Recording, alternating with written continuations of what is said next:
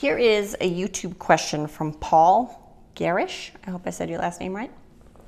Does the producer scout out new talent, or do the artists choose the studio? I'm curious because sometimes these big labels tend to swindle the artists.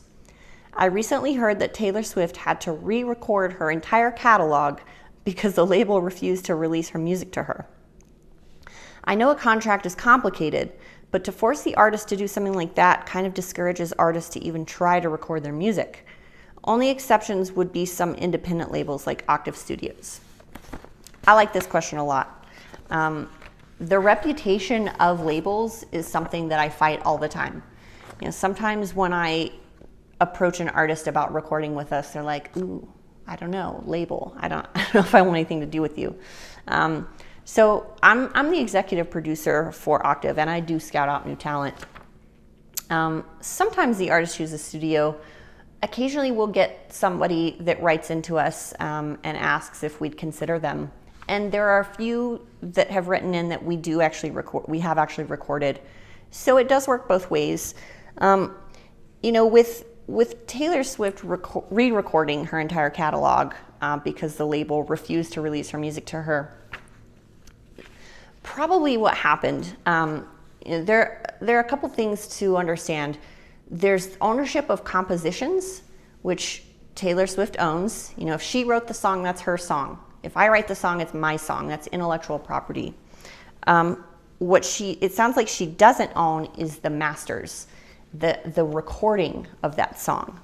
So if the label invested in the studio and the engineers and the producers and the session players, and they fronted the money to make a recording, they own that recording. So it's the same with Octave. We own the masters. However, we do a little something special, and we allow the artists to use their standard definition recordings for whatever they want. They can stream it, they can put it on Patreon, they can make their own CDs if they want. So we are pretty liberal as far as a label goes with the ownership of those songs. Although we do technically own the masters, we do release those masters to the artist, the standard definition. So, you know, that's something that, you know, if she re-recorded those songs, it's because she wanted to actually own the recordings. And that's just a contract thing. So that's a great question. Contracts, I think, in the music business can be a little sticky.